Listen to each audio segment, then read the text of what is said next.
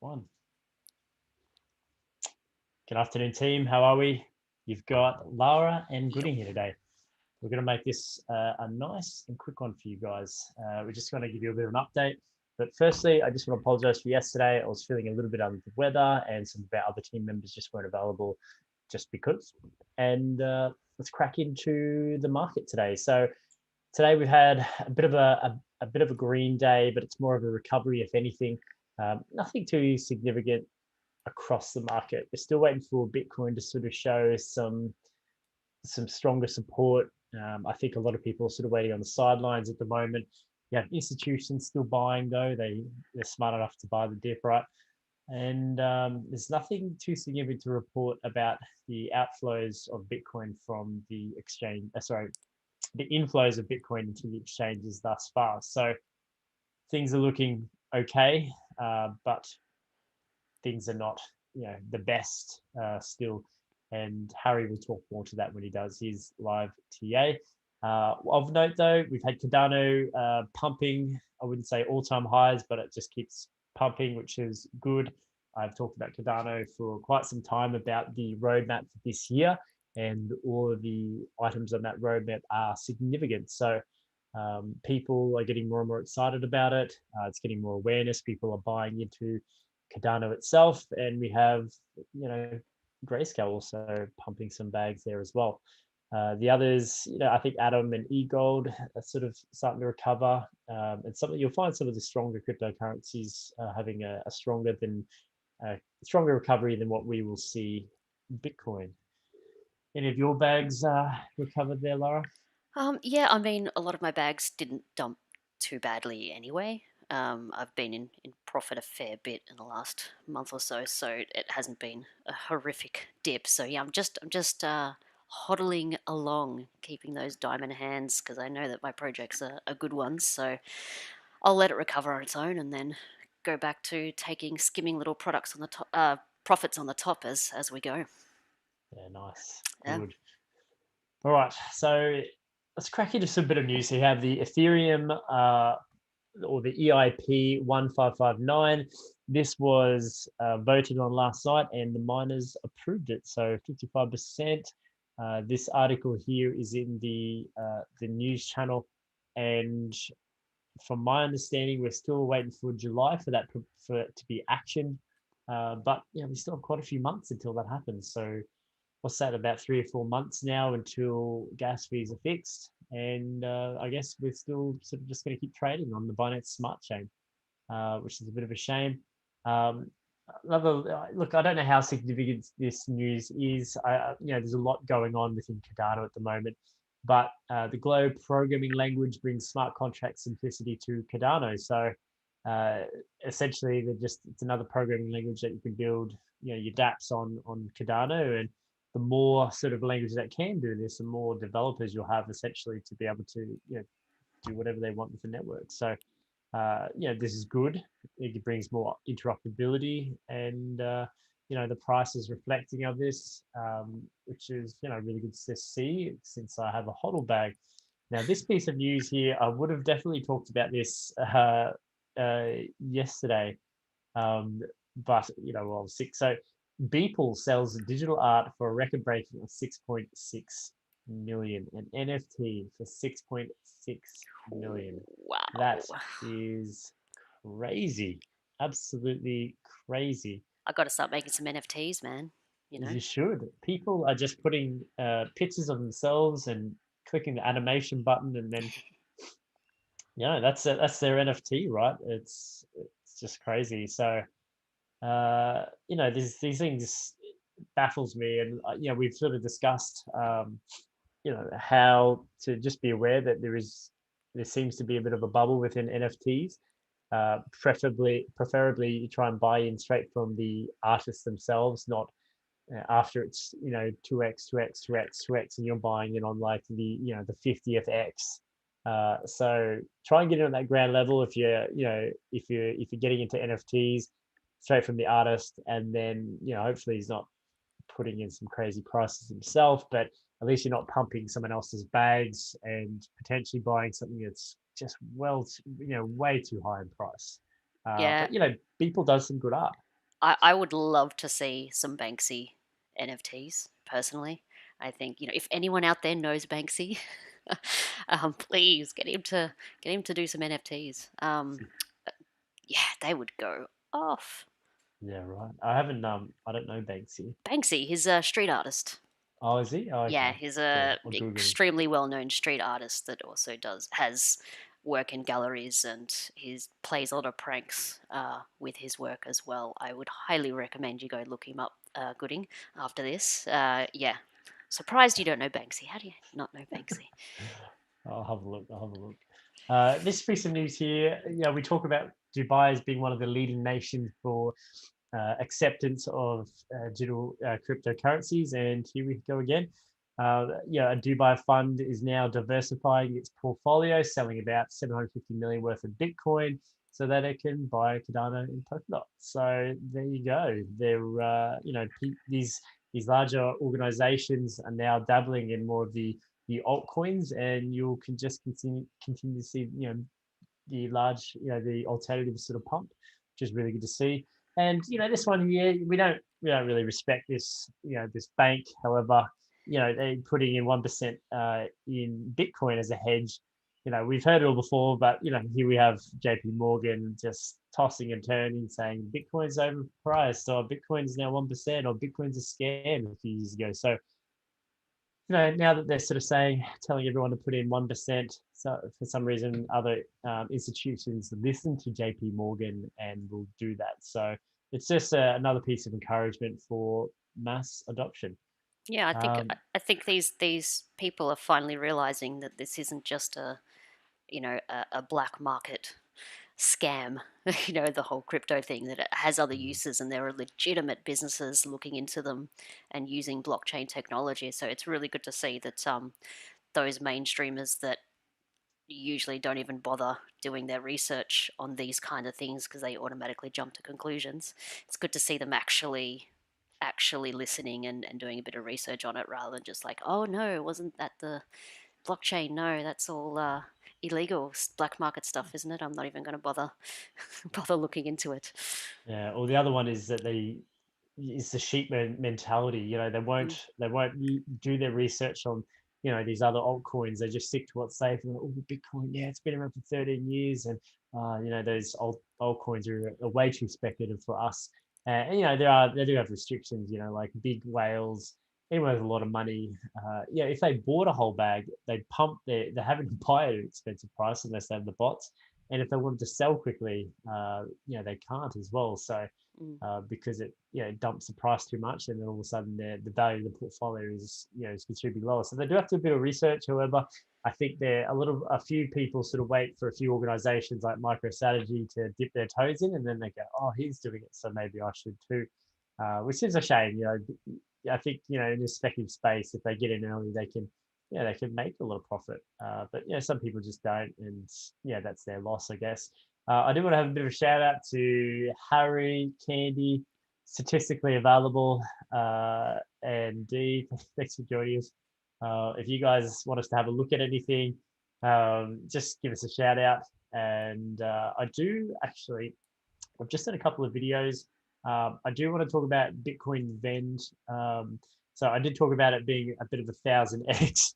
It's a bit of a joke, but it does have huge potential if it delivers on its product. Now, its product is not going to be delivered until quarter 2, which hopefully, it doesn't really state whether it's going to be the start or the end of quarter 2, but um, if you invest in these things, there's always that lapse of time where you buy the token and you sit there going, twiddling your fingers and thumbs. Where can I spend this sort of stuff? What's the point of it if there's no product? So do take that into consideration.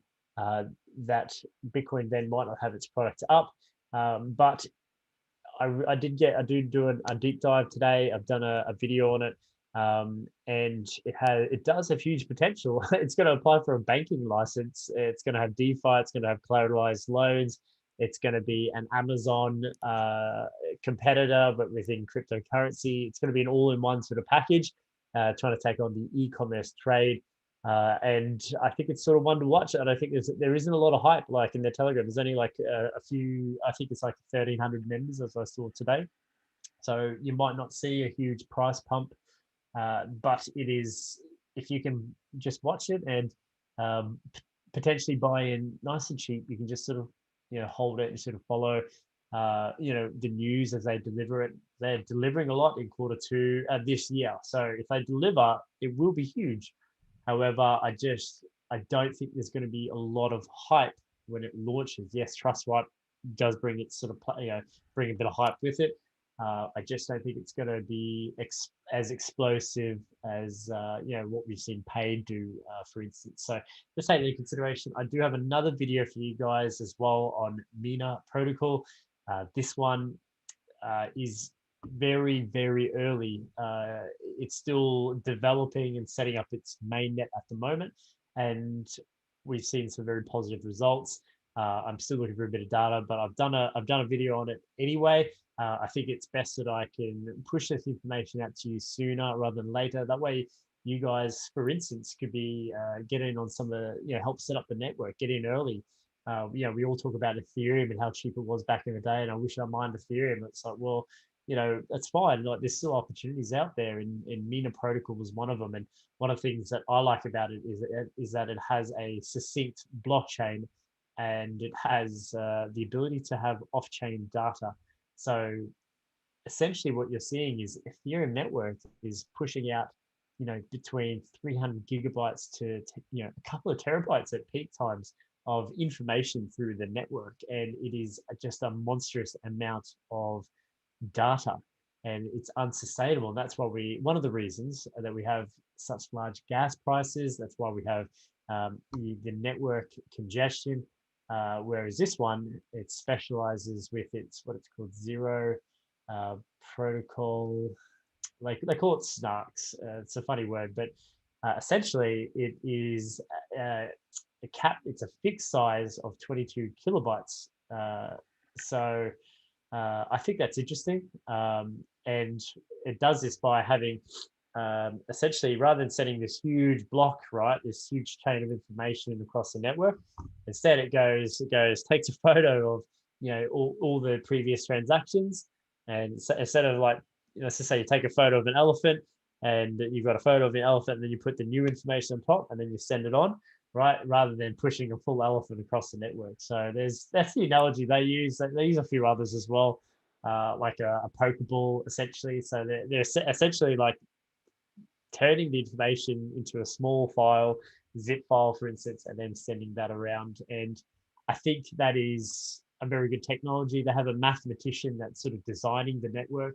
And if you have a look at the technical paper, it was something that sort of slapped me around, slapped my capacity around to understand it. So the technicals are there to provide something that could be will have a very good use case. So I've punched out those two videos, and Lara will be editing one of them.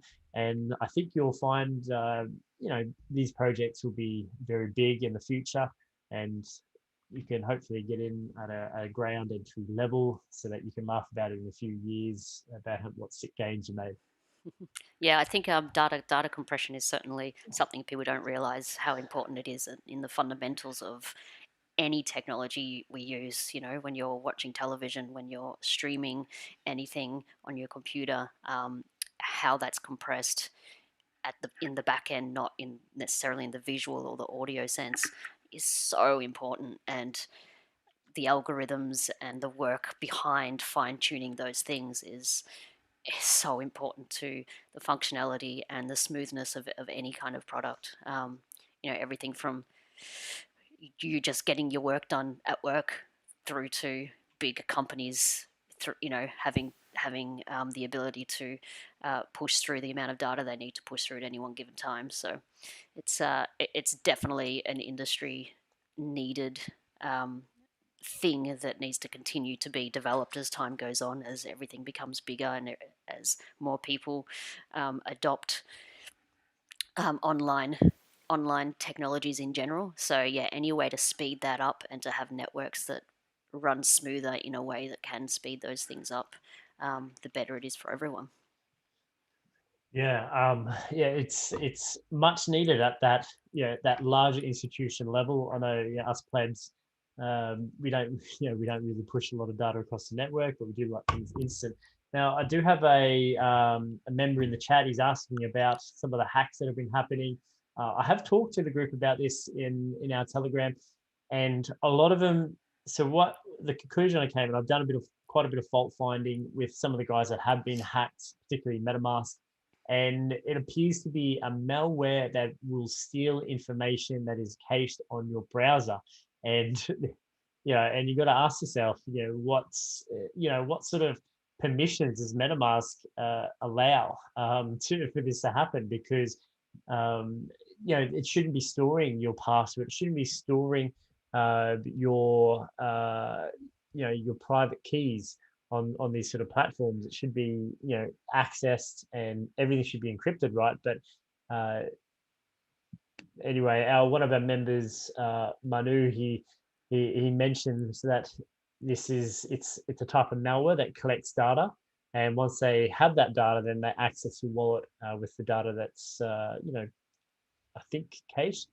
I'd Yeah. love to sort Also, of clipboard things that are in your clipboard. I know that a large reason why uh, how I completely forgotten the name of that platform that TikTok has been banned in places is because that they have found that it is storing clipboard information of people's phones. So that kind of stuff is also important, not to copy and paste your passwords, because that information does get stored somewhere and it doesn't get cleaned up in those caches straight away. So any kind of malware that gets onto your computer and on your phone, there we have found one app in particular as well on the iPhone that where not everyone who's downloaded it has had this issue, but it seems to be a pattern. So you just got to be careful with everything. Yeah, 100%. I'm also looking into some alternatives as well. I did see, I got to do some research on SafePal. It's Binance's new um, uh, wallet. I have to have a look. It's on. You can look it up if you're on Binance. You just look it up. I'll do a bit of research and some alternatives. I'm looking for some alternatives. I want to have a wallet that that can access all these different platforms that we sort of trade on. Just something better than something different from MetaMask. But yeah, look, Brave browser is quite good. I do agree with that. I use it myself. I use a few others as well. I try not to use Chrome. I only use Chrome if the others are sort of playing up a little bit. You can do a little few other things as well, where you can sort of make sure you're disconnecting all the connected sites regularly. You can clear your cache on your browser quite often. I also recommend that whenever you connect your wallet to the website, you're making sure when you type in your password, right? And then it's when it asks you to connect, you go yes, and then you check to see what sort of connection they're going to ask, what they're asking for. It should always say view only. Now, the only time that would change is if you're going to do something else with it, such as staking, for instance. It'll have a slightly different message come up. So but view should be the one that mostly comes up, right? So the other thing was your password should be very complex. For me, it is literally just a scramble of letters, words, and characters. So people aren't going to be able to guess it, and it is nice and long. And I change it regularly, and I highly recommend you guys do as well. I also recommend that you write things down on a piece of paper, um, because people will find hackers will exploit information that's stored on devices, unfortunately. Um, so it turns out most malware is built into Chrome itself, I guess, not the websites. However, I'd say that's on a timer. The most market share Brave gets, the more Google going to start hiring people to do something with it. Pretty inevitable. Yeah, you're right. It's you got to be at the forefront of this. And I work in communications and technology, and you always have to be pushing out patches. You always have to be developing further, and because the hackers and the opportunists are getting smarter and smarter. In saying that, though, there's so many people with poor security that they don't have to work harder. All they have to do is they just go, well, I could crack it if I really wanted to, but there's easier targets elsewhere, and they just stick to the easier targets. So my Yeah. best advice is just make sure you're not one of those easy targets, and that you're doing all your updates and patches and all that sort of good stuff. And just like these basic things that people pay off. People will put in cat for a password if they could, although I think the minimum now is 8 letters across the board, and with a number and a character as well. But also don't use the same password for everything, because then they Mm, have access to everything. Well, exactly. and Exactly right. So if, like, Twitter is compromised, and we have seen that in the past. So if you use the same password and potentially the same email, and whoops, that password is also the same password for use for your email on top of that. Like, you lose everything. there's Uh, also phone number hacking as well. So there's which actually happens quite a lot in Australia, oddly, that they'll actually steal your phone number so that when they do log into your other things, um, mm, the text message that gets sent to you, um, two-factor authentication. yeah, that will come to them. They're literally stealing people's phone numbers. So there's, you got to really, Google Authenticator is great because it's constantly sending out um, a new code, and it's not something that people can see unless they've actually stolen your actual phone and gotten into it. It's not something they can do with your phone number specifically, so I'd certainly recommend that. And then, of course, there's just the good old fashioned phishing. You know, Mm, you'd be surprised how well that works. uh, They make great websites these days. They pay for some Google ads, and that's all they need. People are having issues with a problem, and suddenly there's a support person, a Trust Wallet support person or what have you, messaging you saying they can fix it if you just connect your wallet to this website and they can fix it for you. Just don't. Just don't, guys. Just don't. Um, always make sure that you're PMing people first and make sure that you're never, ever, ever giving away that seed, no matter how convincing those people sound, because that's how they get you. And a lot of people are too embarrassed to say that that's actually what they've done. So yeah, and yeah, I agree with you, Johnny. There, I don't have any wallets on my phone anymore. To be honest, MetaMask always played up on it anyway, so I deleted that. I deleted the cache for it and everything. So I feel like it's way harder to monitor than computer. Yeah, 100%. Yeah, 100%. The apps on phones and don't have the same securities of what you'll sort of find on computers. So I 100% agree. I also have some protection on my phone too, but I still feel uncomfortable about it as well. So the more you do, the more you can protect yourself, because there's you think a 15% correction from Bitcoin is bad. Well, 100% correction from a hacker is even worse. Trust me. So just keep that in mind. All your money is online, so if if you've got to put the time in to secure this stuff, and at my work, security is one of the top things at all times, because you'll lose everything, and there's nothing worse than some little greedy little person having everything that you've worked hard for. It would absolutely devastate me, to be honest. All right, no worries. I think we might wrap it up there. Keep it nice and short and sweet. I'll be in the Telegram. I am busy with uni this week, but I will start looking for some pretty good gems on the Binance Smart Chain. I'm keen. I've set myself up. I made a few gains over the last few days on there, and I want to keep doing that. So, okay. all right, guys. Yep. See you later, guys. See ya.